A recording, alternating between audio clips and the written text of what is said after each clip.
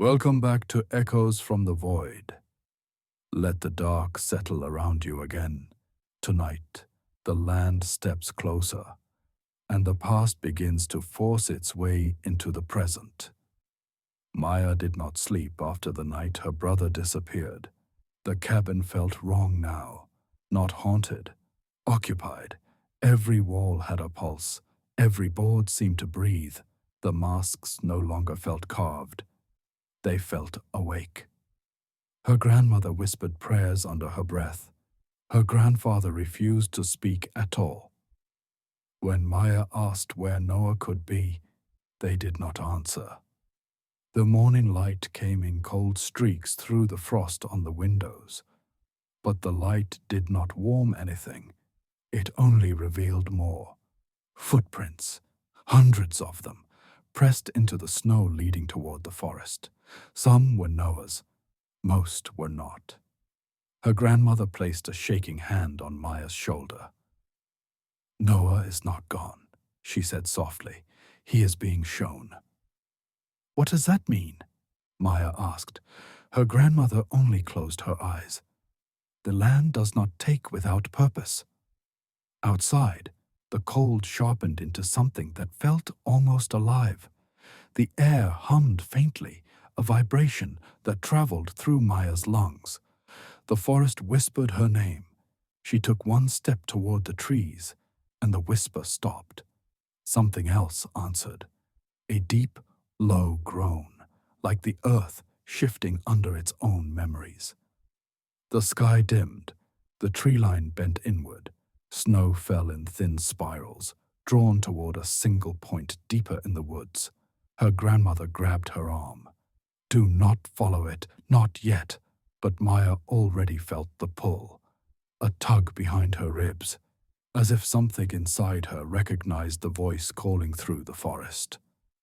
Inside the cabin, the masks had changed again. Not their positions, their expressions. One now looked like it was swallowing a scream. Another had cracks around its eyes, like tears frozen into wood. Her grandfather stood in front of them, jaw tight. "They see her," he said, and for the first time Maya saw fear in his voice. That afternoon, the door opened on its own. No wind, no footsteps, no sound before it happened. Just a slow swing, as if someone unseen walked inside. Cold poured into the cabin, not air, not winter, something denser, like old grief, made physical. Her grandmother rushed to close the door. The moment she touched it, the wood split under her hand. A crack ran down the frame like a spine breaking open. Maya backed away. The split widened, just a little, just enough for her to see it. A single white eye staring through the opening. Not the ash-covered man. Someone else. Something older. Something carved from the same grief that lived in the masks. The door slammed shut without being touched. Her grandmother whispered, "They are gathering." Maya felt her stomach twist. "Who?" Her grandfather answered this time. "The ones who remember." That night, Maya dreamed again. But this time the dream did not feel like sleep.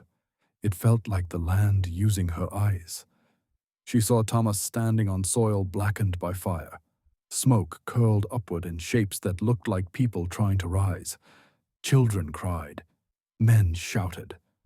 But the spirits moved among them slowly. Calm. Recording everything. Not saving. Not destroying. Remembering. Thomas held a child close to him, tears streaking through the soot on his face. He looked directly at Maya. Not through her. At her. "You hear us," he said.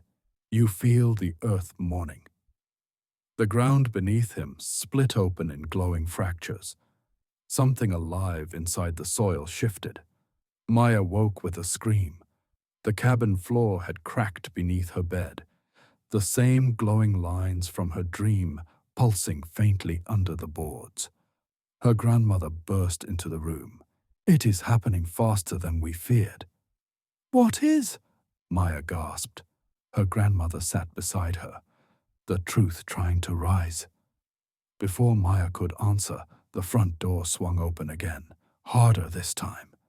The crack in the frame tore wide.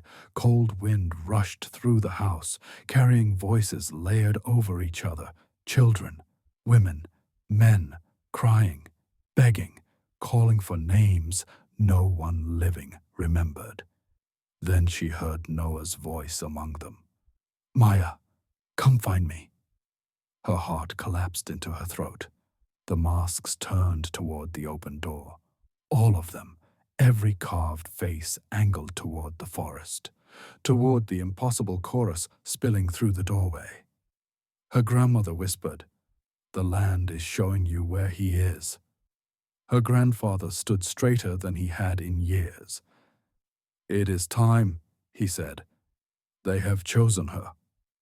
The cabin exhaled again, a long, slow breath that lifted dust from the floorboards. Maya stepped toward the door. The moment her foot touched the threshold, the frost outside shifted, curling inward like a hand beckoning her forward. Somewhere deep in the forest a drumbeat echoed, slow, steady, as if matching her own heart. The land was calling, and she had no choice but to answer. The cabin did not sleep. Every board, every nail, every inch of the old wood carried a nervous breath. Maya lay awake listening to it, not because she wanted to, but because the house would not let her rest. Near dawn, the temperature dropped harder than before. The air inside the room turned sharp enough that each inhale stung her chest. That was her warning. The second warning came when she saw the new marks on the floor, wide streaks of ash, dragged in long curves across the boards, like someone had walked through the room and trailed their fingers along the ground. Except no one had entered. And the door had never opened. Noah found her staring at the marks. He looked exhausted, eyes heavier than the night should allow. "Maya, did you hear them talking again?" She swallowed hard. "Not talking, whispering, and not to me, around me." Noah rubbed his arms as if trying to shake off something crawling under the skin. "They're getting closer," he said. "And whatever happened last night, I don't think it was meant only for you." Before she could answer, the window cracked again. A small line first, then another, spreading in branching fractures like frost trying to break free. Maya grabbed Noah's hand. "Don't look outside," she whispered, because part of her knew he was already there. Too late.